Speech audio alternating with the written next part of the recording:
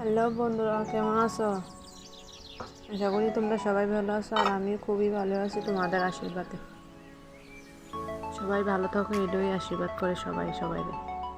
তারপরে এখানে সকালে রান্না হয়ে যেতেছে, দেখো এখানে মাছটি কাটা হয়ে গেছে, ধোয়া টোয়া সব কিছু রেডি। তারপরে এখানে মশলা মানে মরিচ আর পেঁয়াজটা বাটা হয়ে গেছে গা। তারপরে পেঁয়াজ, হলুদ, লবণ সব কিছু লইতেছি এখানে লইয়া। তারপরে মাছটি মাইট খেলাম, মানে মশলা সবটি মিশিয়ে এলাম। তো সরিষার তেলও দিয়ে দিছি, যেন কড়াইয়ের মধ্যে সরিষার তেল দিয়ে দিতেছি।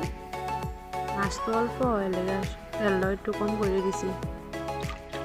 বেশি তেল হলে আবার ভালো লাগবে না, কেমন লাগবো তেল তেল তেল তেল খালি। দিয়ে মাছটির মাইখা রেখা লেতেছি সব মশলাটি দিয়া, লবণ হলুদ সব কিছু দিয়া। তারপরে যেন মাইখা রেখা সেরা তেলটা গরম হয়েছে নিয়ে খেলাম।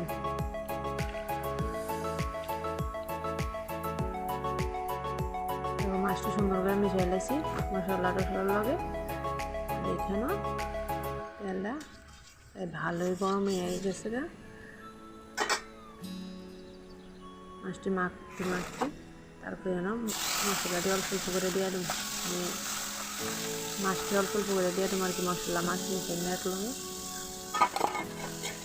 তো দিয়া তারপরে একটু লাইড়া টেড়া দেবো, লাইড়া টেড়ে গুল টুল করে দেবো। নাহলে আমি তো ভাজা উল্টানি লাগতাম না, তো ওই মানে মশলাটি একটু হয়ে গেলে মাছটি একটু হয়ে গেলে তো এই কড়াইটা মানে সেটা ওই মাছটি উল্টে দিলে সবটি মাছ ভালো লাগবো। নাহলে ভাজা উল্টানিটাকে লাললে মাছটি ভেঙে যাবো গা।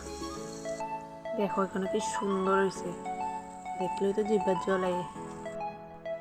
তারপর একটু জল দিয়ে দিলাম, ভাজা ভাজা হয়ে গেছে পরে দিয়ে জল দিয়া তারপর মাছটি একটু লাগাই দিতেছি। তাই হয়ে গেছে মোটামুটি, ঢাকা দিয়ে এক কারণ।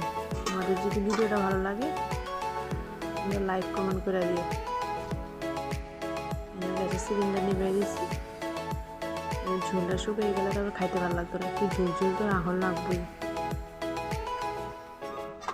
কেমন লাগছে ভিডিওটা কমেন্টে জানাইও।